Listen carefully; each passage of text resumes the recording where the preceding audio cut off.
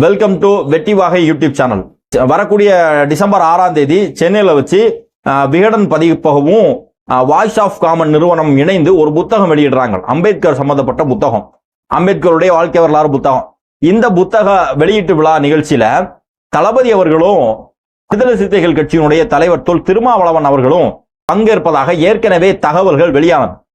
So இந்த தகவல்கள் வெளியாகி இது சம்பந்தமாக ஒரு மிகப்பெரிய பேசுபொருளாக இருந்த தமிழ்நாட்டு அரசியல்ல விஜய் அவர்களும் திருமாவும் ஒரே மேடையில சந்திச்சா எப்படி இருக்கும், ஒருவேளை கூட்டணிக்கு அச்சாரமாக இருக்குமோ, இப்படி எல்லாம் பல்வேறு விதமான பேச்சுக்கள்லாம் இருந்துச்சு.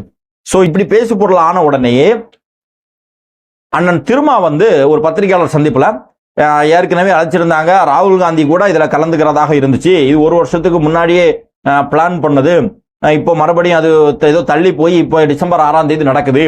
இதுல நான் கலந்து கொள்வது சம்பந்தமாக எங்களுடைய கட்சி நிர்வாகிகளிடம் கலந்து ஆலோசனை செய்து முடிவெடுப்போம் அப்படின்னு சொல்லிட்டாங்க. சரி, ஓகே. அதற்கு பிறகு இப்போ ஒரு தகவல் வெளிவருது. இந்த நிகழ்வில் திருமாவளவன் அவர்கள் கலந்து கொள்ளவில்லை. தளபதி அவர்கள் கலந்து கொள்ளக்கூடிய அந்த நிகழ்வுல திருமாவளவன் அவர்களும் கலந்து கொண்டால் இதன் மூலமாக திமுக கூட்டணியில சலசலப்பு உருவாக வாய்ப்பு இருக்கு, பிரச்சனைகள் வர வாய்ப்பு இருக்கிறதுனால இதை நம்ம அவாய்ட் பண்ணிடலாம் அப்படின்னு சொல்லி விடுதலை சிறுத்தைகள் கட்சியினுடைய நிர்வாகிகளும் விடுதலை சிறுத்தைகள் கட்சி சார்பாக அப்படி ஒரு முடிவு எடுக்கப்பட்டு திருமாவளவன் அவர்கள் இந்த நிகழ்வுல பங்கேற்கல அப்படிங்கிற ஒரு தகவல் வெளியாகுது. இதை பத்தி தான் இந்த வீடியோல நம்ம விரிவா பார்க்க போறோம். இந்த வெற்றிவாக யூடியூப் சேனலை சப்ஸ்கிரைப் பண்ணாம பாக்குறவங்க சப்ஸ்கிரைப் பண்ணி வச்சுக்கோங்க. அப்பதான் நாம அடுத்தடுத்து போடக்கூடிய வீடியோக்கள் உங்களுக்கு நோட்டிபிகேஷன்ல வரும். பொதுவாக என்ன மாற்று கருத்துகள் மாற்று கொள்கைகள் இருந்தா கூட இது மாதிரியான பொது நிகழ்ச்சிகள்ல கலந்து கொள்வது எல்லா அரசியல் கட்சி தலைவர்களும் கலந்து கொள்வது வழக்கம்தான். இதுல இது ஒரு அரசியல் நிகழ்வு கிடையாது. டாக்டர் அம்பேத்கர் அவர்களை பற்றிய ஒரு புத்தக வெளியீட்டு நிகழ்வு. அங்க போறவங்க என்ன பண்ண போறாங்க? இப்போ திருமாவளவன் அவர்கள் போனாலும் விஜய் அவர்கள் போயிருந்தாலும் அங்க என்ன பண்ண போறாங்க? மேடையில் இருக்கக்கூடிய எல்லாரையும் இன்ட்ரோ பண்ணியிருப்பாங்க. ஒரு சில வார்த்தைகள் ஒருத்தட்ட கூட இருக்கக்கூடிய இன்னொரு தட்ட இருக்கக்கூடிய நல்ல விஷயங்களை புகழ்ந்து பேசுவாங்க. அதற்கு பிறகு அண்ணல் அம்பேத்கர் அவரது நாட்டுக்கு செஞ்ச தொண்டு, தாழ்த்தப்பட்ட மக்களுக்கு செஞ்ச தொண்டு, அவர் அரசியலமைப்பு சட்டத்தை எந்த மாதிரி கொண்டு வந்தாரு, இந்த விஷயங்களை பத்தி பேச போறாங்க. சோ இதுதான் பேச போறாங்க. இதை தாண்டி இங்க ஒரு அரசியல் நிகழ்வு பேசுறதுக்கான எந்த வாய்ப்பும் கிடையாது. அப்படியே அது ஒரு மேடையில அமைஞ்சா கூட இது ஒரு பெரிய விஷயமாவே கிடையாது. ஆனா இந்த நிகழ்வுல கலந்து கொள்வதற்கு அண்ணன் திருமாவளவன் ஏன் பயப்படுறார்? அதுதான் நம்முடைய மிகப்பெரிய கேள்வி. திருமாவளவன் அவர்கள் மேல நமக்கு மிகப்பெரிய மரியாதையும் அன்பும் இருக்கு.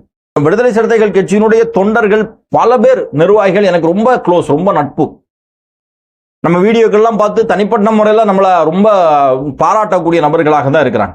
அப்படி இருக்கக்கூடிய பட்சத்திலையும் நாம இதை ஏன் கேட்கிறோம் அப்படின்னா, இதுல என்ன பயம் வேண்டி இருக்கு அப்படின்னு கேட்கிறோம். எதற்காக திருமாவளவன் அவர்கள் பயப்படுறாங்க? திமுக ஏன் விடுதலை சிறுத்தைகள் கட்சியை பயமுறுத்துது?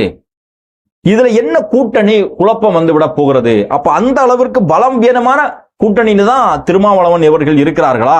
விஜய் அவர்கள் அரசியல் கட்சி தொடங்கி இருக்கிறாங்க, இந்த நிகழ்ச்சியில வர்றாங்க. அந்த மேடையை திருமாவளவன் அவர்களோடு பகிர்ந்து கொள்வதால் தமிழக வெற்றி கழகத்துக்கு எந்த பின்னடைவும் கிடையாது. விஜய் அவர்கள் இந்த மேடையை உங்களோடு பங்கிடுவதால் விஜய் அவர்களுக்கோ அல்லது தமிழக வெற்றி கழகத்துக்கோ எந்த நஷ்டமும் ஏற்பட்டு விடாது அப்படிங்கிற தைரியமும் தன்னம்பிக்கையும் தமிழக வெற்றி கழகத்தை சேர்ந்தவர்களுக்கு இருக்கும் போது, ஏன் அப்படின்னா நிச்சயமாக அந்த மேடையில திருமாவளவன் இருக்கும்போது 2 வார்த்தைகள் திருமாவளவன் அண்ணனை பத்தி புகழ்ந்து பேசுவாங்க. தளபதி அவர்கள் பேசத்தான் செய்வாங்க. அப்போ பேசுறதுனால எங்களுடைய கட்சிக்கு எந்த பலவீனமும் வந்து விடாது அப்படிங்கிற பயமோ எதுவுமே எங்களுக்கு இல்லாத பட்சத்துல அண்ணன் திருமாவளவன் ஏன் எங்க பயப்படுறீங்க? ஒருவேளை மேடையில அந்த கூட்டத்துல மக்கள் மத்தியில பேசும்போது உண்மையை உடைச்சு பேசிடுவீங்களோ அப்படிங்கிற ஒரு பயம் அண்ணன் திருமாவளவன் அவர்களுக்கு இருக்குதா அப்படிங்கிற சந்தேகம் நமக்கு வருது. கூட்டணி தர்மம் அப்படிங்கிறது வேணும், மாற்றுக்கிறதே இல்லை. ஆனா எங்க வேணும்? அந்த கூட்டணி தர்மம் அப்படிங்கிறது மியூச்சுவலா இருக்கணுமா வேண்டாம்? அப்போ திருமாவளவன் அவர்கள் திமுகவை பயப்படுறதோடு மட்டுமல்லாமல் திமுகவிற்கு அடிமை சேவகம் செய்யக்கூடிய வேலையை செய்யறாரோ அப்படிங்கிற சந்தேகம் வருது. நான் மட்டும் சந்தேகப்படல, விடுதலை சிறுத்தைகள் கட்சியினுடைய நிர்வாகிகள் என்கிட்ட வருத்தப்பட்டு பேசினதை நாங்க சொல்றேன். விடுதலை சிறுத்தைகள் கட்சியினுடைய நிர்வாகிகள் சொன்னதை சொல்றேன். அடிமை சேவகம் ஏதோ 2 சீட்டுக்கு அல்லது எம்எல்ஏ சீட்டுக்கு இல்ல 2026ல நமக்கு தொகுதி பங்கீட்டுல பிரச்சனை வந்துடும், இல்ல இந்த கூட்டணியில ஏதாவது சலசலப்பு ஏற்படுச்சுன்னா பாமக உள்ள வருவதற்கான வாய்ப்பு இருக்கு, இப்படின்னு சில காரணங்களை வச்சு திமுக கூட்டணியிலே ஒட்டிக்கிட்டே இருக்கணும் அப்படிங்கிறது விடுதலை சிறுத்தைகள் கட்சியினுடைய நோக்கம் அப்படிங்கிறாங்க. நீங்க எந்த கூட்டணியில வேணா இருந்துட்டு போங்க, அது நமக்கு பிரச்சனையே கிடையாது. ஆனா ஒரு பொதுவான விஷயம் சொல்லி வரும்போது அதுல தெளிவான முடிவுகளை எடுக்க வேண்டிய இடத்துல அண்ணன் திருமாவளவன் இருக்கிறார். சமூகம் சார்ந்த பல பிரச்சனைகளுக்கு தீர்வுகளை ஏற்படுத்தக்கூடிய, தீர்வுகளை சொல்லக்கூடிய இடத்துல அண்ணன் திருமா இருக்கக்கூடிய காரணத்தினாலதான் நம்ம அதை பேசுறோம். சரியா? இப்போ நீங்க ஏன் பயப்படுறீங்க அப்படிங்கிறத தாண்டி இதே மியூச்சுவலா இந்த கூட்டணி தர்மம் அப்படிங்கிறத திமுக ஏன் பின்பற்றுவது கிடையாது? திமுக பின்பற்றாதா அப்படிங்கிறதா கேள்வி. வேங்க வயல் பிரச்சனை தொடர்ந்து தமிழ்நாட்டில் யாருக்கு என்ன பிரச்சனைனாலும் தமிழக மக்களுக்கு, அனைத்து தரப்பு மக்களுக்காக குரல் கொடுக்கக்கூடியவர் திருமாவளவன் அவர்கள். வேங்க வயல் பிரச்சனையில திமுக எவ்வளவு பெரிய துரோகத்தை செஞ்சிருக்கிறது. கிட்டத்தட்ட 2 வருஷம் கழிஞ்சும் இன்னும் குற்றவாளி கைது செய்யப்படவில்லை. இது எடப்பாடி பழனிசாமியினுடைய ஆட்சியாக இருந்திருந்தா திருமாவளவன் அவர்கள் இந்த அளவுக்கு சாஃப்டாவா இதை ஹேண்டில் பண்ணியிருப்பீங்க அப்படிங்கிறது. அப்ப கூட்டணி தாண்டி மக்கள் சேவை அப்படின்னு சொல்லி வரும்போது அங்க கூட்டணிக்கெல்லாம் இடம் இல்லை. மக்களுக்கு நன்மை செய்யறதுக்கு யார் கூட வேணாலும் சேர்ந்து நிக்கலாம் அப்படிங்கிற மைண்ட் செட் ஒருத்தன் வந்தா மட்டும்தான் அவர்கள் சிறந்த அரசியல் தலைவர்களாக இருப்பாங்க. இப்போ வேங்கவயல் பிரச்சனையில உங்களுக்கு எவ்வளவு பாதிப்பு இருக்கிறது. அதே மாதிரி தொடர்ந்து தமிழ்நாட்டில் தலித் சமூகத்திற்கு எதிராக நடக்கக்கூடிய அட்ராசிட்டி, குறிப்பாக திமுக கவுன்சிலரை செய்யறாங்க. தலித் சமூகத்தை சேர்ந்த உள்ளாட்சி பிரதிநிதிகள், பஞ்சாயத்து ஊராட்சி தலைவர்களுக்கு எதிராக திமுகவை சேர்ந்தவர்கள் அவர்களுக்கு எதிராக எந்த அளவுக்கு வன்கொடுமைகளை செய்யறாங்க அப்படிங்கிறத சகிச்சுக்கிட்டு இருக்குது விடுதலை சிறுத்தைகள் கட்சி. 2. 3வது, நீங்க கூட்டணி அப்படிங்கிறீங்க. கூட்டணி கட்சியாக உங்களை மதிச்சிருக்காங்களா?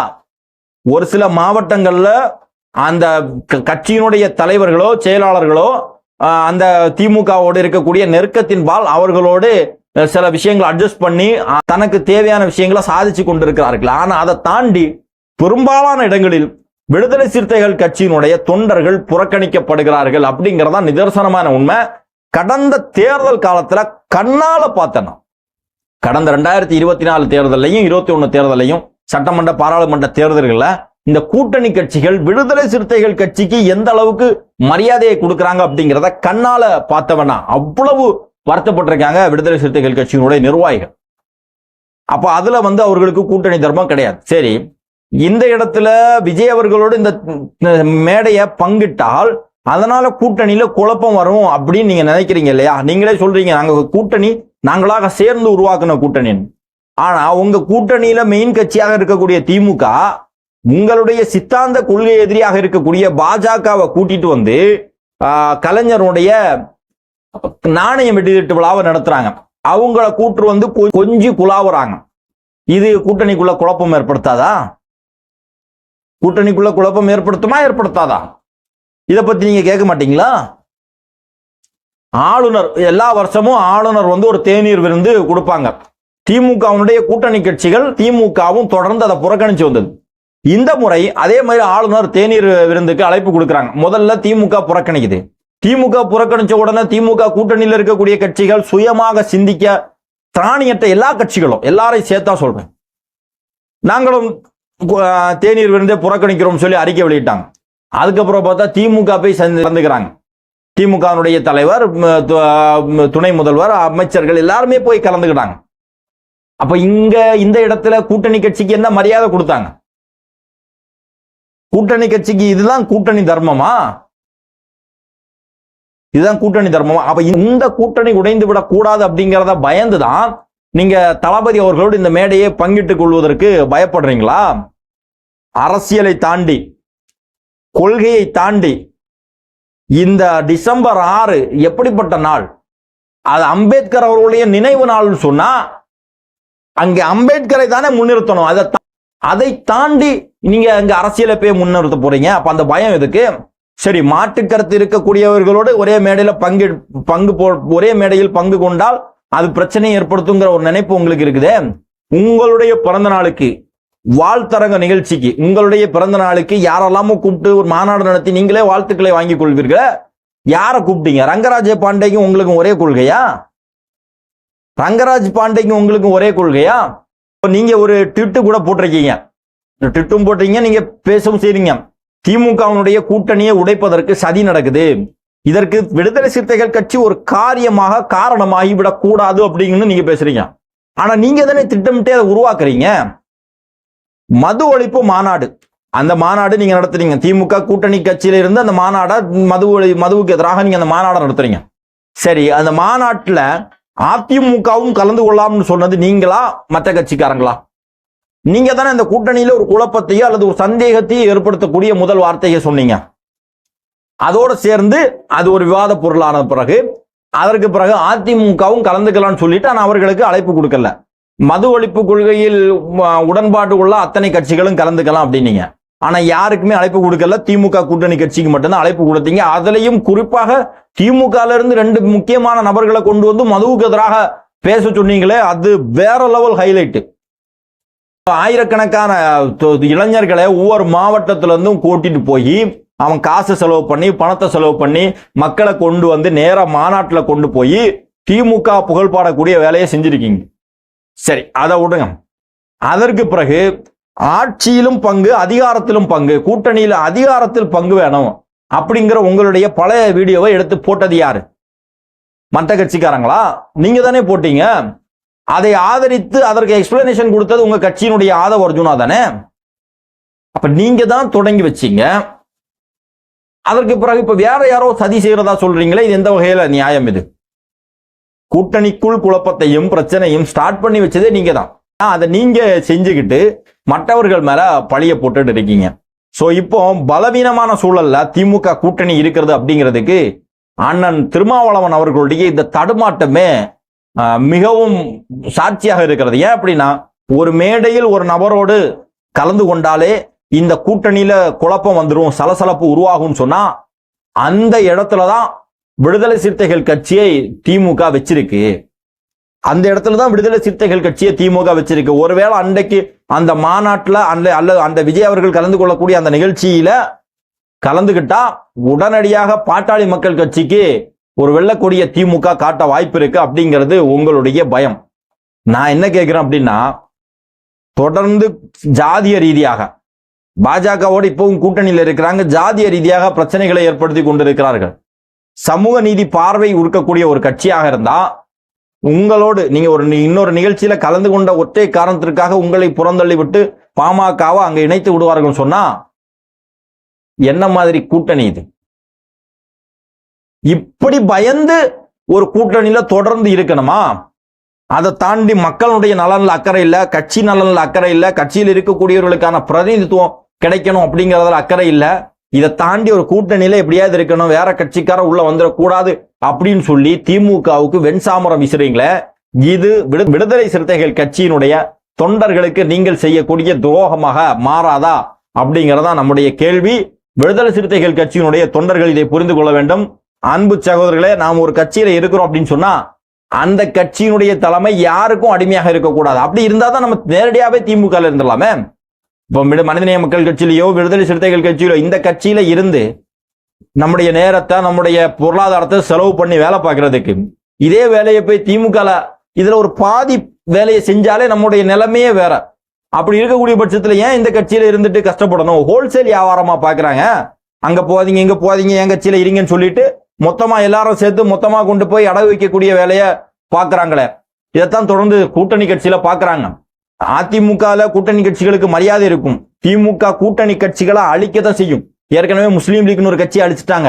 இப்போ விடுதலை சிறுத்தைகள் மனிதநேய மக்கள் கட்சி மாதிரியான கட்சிகள் விடுதலை சிறுத்தைகளாவது அங்கீகாரம் வாங்கிட்டாங்க. கூட்டணியில் இருந்ததுக்கு ஒரு பிரயோஜனம் வந்துச்சு. மற்ற கட்சிகள் விட்ரஸே இல்லாம ஆயிடுச்சு. அவர்களுக்குன்னு தனித்துவமான அடையாளமே இல்லாம ஆகி போச்சு. முஸ்லீம் லீக்கு வேற வழி இல்ல, கம்யூனிஸ்டுகளுக்கும் வேற வழி இல்லாத சூழல், வேற இல்லாத முறையில எல்லா இடத்துலையும் கேட்டை போட்டு க்ளோஸ் பண்ணி வச்சிருக்குது. உங்களுடைய கட்சிக்காக வேலை பாருங்க. விடுதலை சிறுத்தைகள் கட்சியினுடைய வளர்ச்சிக்காக, தொண்டர்களுடைய நலனுக்காக, மக்களுடைய நலனுக்காக நீங்கள் வேலை செய்யுங்கள். அதை விட்டு திமுகவுக்கு அடிமை சேவகம் செய்வது எந்த வகையிலும் நியாயம் கிடையாது. இது நீங்க உங்களுடைய கட்சி தொண்டர்களுக்கு செய்யக்கூடிய துரோகம். உங்கள் விடுதலை சிறுத்தைகளுடைய கட்சி, விடுதலை சிறுத்தைகள் கட்சியினுடைய தொண்டர்கள் தெளிவாக புரிந்து கொள்ளுங்கள். நீங்கள் மறைமுகமாக அடிமையாக்கப்படுகிறீர்கள். ஒரு அடிமை தளத்திலிருந்து உடைத்து அடங்க மர அத்துமீறு திமிரியலு திருப்பியடின்னு சொன்னவங்க இன்னொரு பாதையில் உங்களை மறைமுகமாக அடிமையாக மாற்றிக் கொண்டிருக்கிறார் என்பதை புரிந்து கொள்ளுங்கள் அன்பு சகோதரர்களே. இந்த வீடியோ சம்பந்தமாக உங்களுடைய மேலான கருத்துக்களை பதிவு செய்யுங்கள். நன்றி.